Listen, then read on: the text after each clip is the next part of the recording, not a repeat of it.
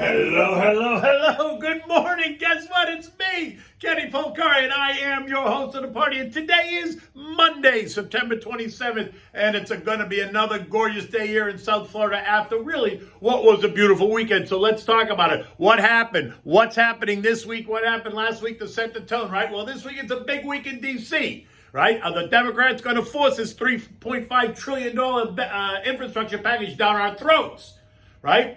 And what will they do about the debt ceiling? Evergrande and cryptos are not creating market angst at all. In fact, no one's really even paying attention.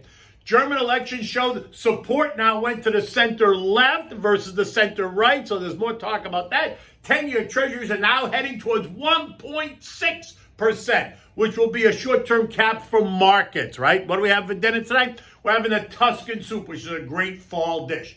So look, stocks muddled their way through the day on Friday as investors tried to figure out what, if any, blowback there might be because of the China Evergrande debacle, as well as this new cryptocurrency issue that China is now creating. It was essentially a sleepy session that ended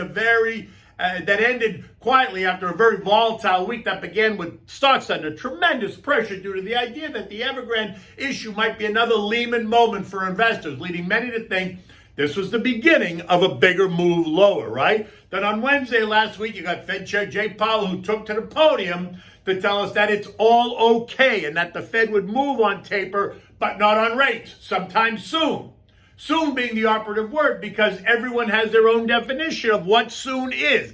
Is soon next month? Is soon next year? Because in the big scheme of things, soon doesn't really mean anything unless it has a firm parameter built around it, right? What does it really mean? It's open to interpretation.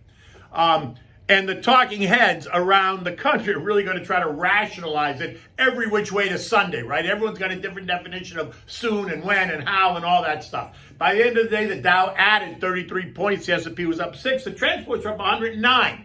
But the NASDAQ and the Russell fell by 4 points and 11 points respectively.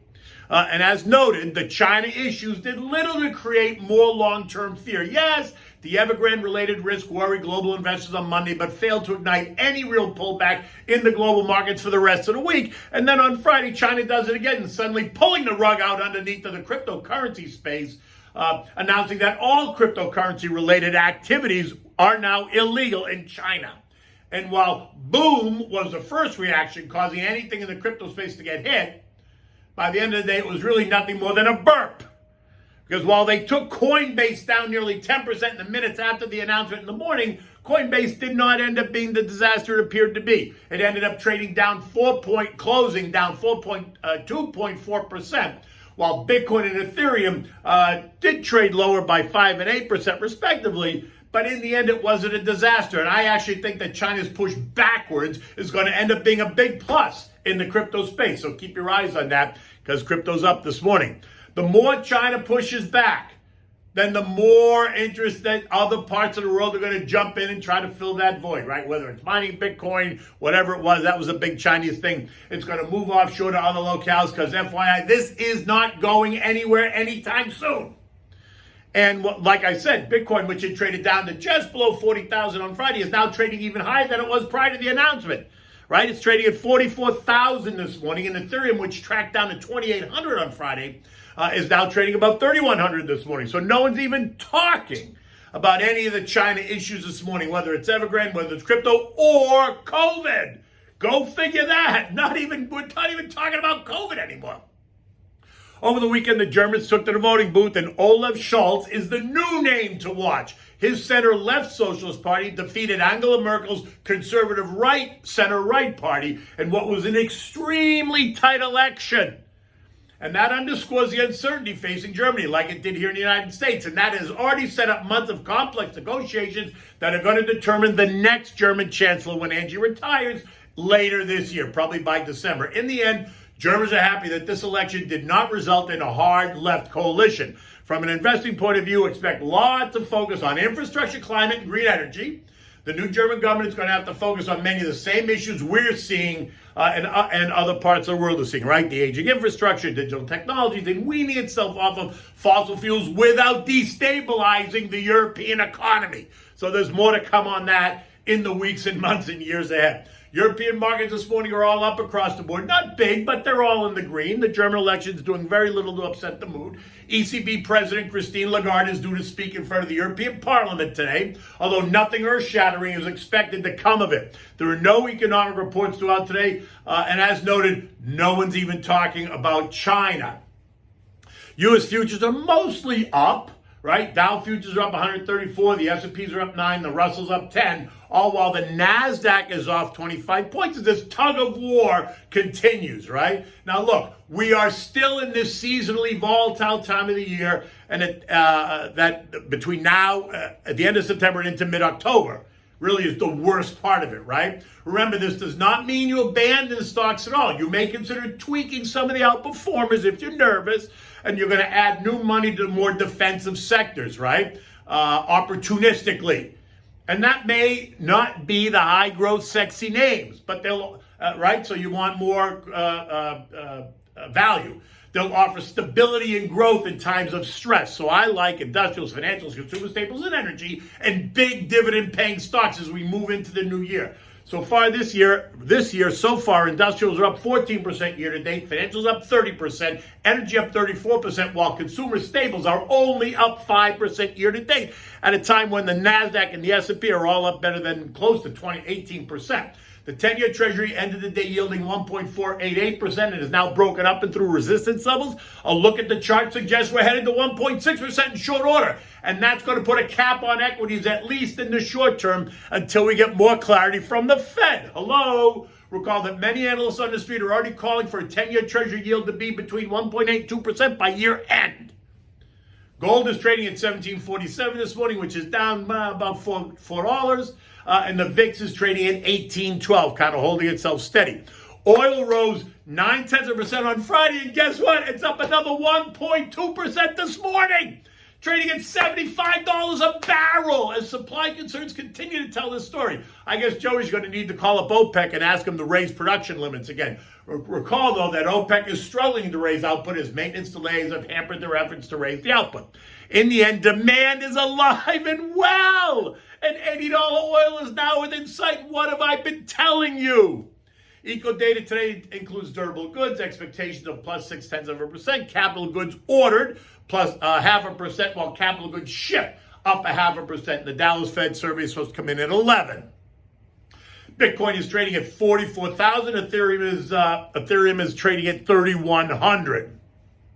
The S&P ended the day at 44.55, and with futures higher this morning, we can expect it to churn right here in line as we watch the drama unfold in D.C. This is a big week for Pelosi and Schumer. Will they get the votes they need for the $3.5 trillion Biden economic plan? The smart money says no way. And the headlines say it all, right? On Bloomberg this morning, you see Pelosi's Democrats head for a showdown this week. And that showdown points out that the huge bill is in danger of failure. The far left progressive wing of the party threatening to kill it if they don't get what they want when they stamp their feet. And this vote is now scheduled for Thursday, right? It was supposed to be today, but they pushed it out till Thursday because they do not have the votes. In addition, we have the debt ceiling issue in front of us. And while it is an issue, it does not usually stress markets that much. It provides fodder for the late night shows, but it's more about the drama than not. Because in the end, they're going to raise it. We know they're going to raise it. The market knows it's going to raise it. So, period, the end. Don't put too much into that. The S&P remains well within the trading band of 4380, 4675. A test once again of trendline support at 4380 is not out of the question in the weeks ahead, and a failure to hold on to that support level could see the markets test lower, and the chart suggests that could be 4250, which would represent a 3% move down from here. The upside's limited to what I think is 4550, which is the most recent highs of September, just because of what's going to go on with 10-year rates. I think it's going to provide a cap. Remember, I think the path of least resistance in the weeks ahead is lower, not higher. Remember you can text the word invest to 21,000 on your cell phone. You get my digital business card. Feel free to reach out, download it, send me off an email or a text. Give me a call if you like. I'm always happy to engage and talk markets and planning, thoughts, ideas, concerns, whatever's on your mind. You can also follow me on Twitter and TikTok at Kenny Polcari. And on Instagram, I'm KennyP1961, which was my badge number when I was a member of the New York Stock Exchange. It's also the year of my birth, but let's not go there. So what's for dinner tonight, right? So it's fall, it's getting cool up in the Northeast, the weather's even changing down here in South Florida. It's becoming that beautiful winter Floridian weather. So what's on the menu today? So I'm gonna bring up the Tuscan soup, right? It's delicious, it's hearty, it's filling, but it's really good. For this, you need 1 pound of sweet Italian sausage, 4 slices of thick cut bacon, 1 large Vidalia onion, 2 cloves of chopped garlic, about 8 cups of chicken broth, some red potatoes thinly sliced, a cup of light cream, and a bag of fresh spinach. You can substitute kale if you want, but the recipe does call for spinach. So begin by browning the sausage meat in a heavy pot, right? Season it with salt and pepper. Once it's all browned and cooked through, just remove it and set it aside. Leave everything in the pot, the oil that it creates. Leave it in the pot. Now, in that same pot, you want to add the bacon, right? So cut the bacon up, put it in the pot, crisp it up, remove it. Now set it aside. Again, leaving the bacon fat. If there's a lot of bacon fat, though, you can take out a couple of teaspoons and just leave it aside. But leave some in the pot. Now you're going to add the chopped onion and the chopped garlic. Stir it soft, cook it maybe 6 to 8 minutes because you want it to get translucent. Now you're going to add the chicken broth to the onions and the garlic. Add back the bacon, bring it to a boil, and now add in the sliced potatoes, which are really thin, and cook until fork tender, maybe 10 to 15 minutes. Reduce the heat to medium-low, add back the sausage, and pour in the light cream, stir to combine, and heat it through. Add the spinach right before you're ready to serve it. This way it doesn't completely wilt and it stays a bright green, right? Then you want to serve this immediately. It's so good you can serve it with garlic bread. I always like garlic bread with my soups because I like to dip the garlic bread. I don't know if that's anything. It's my thing. It's an Italian thing. It's how I grew up. I don't know, but I love garlic bread, especially when you use,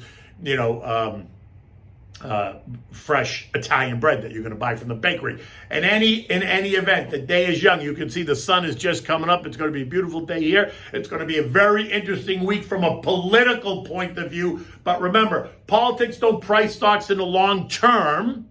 Profits and the economy does. So let's just see what the politicians now attempt to do to the economy. In any event, it's Monday morning. It's going to be the beginning of a great week. Take good care. I'll see you tomorrow.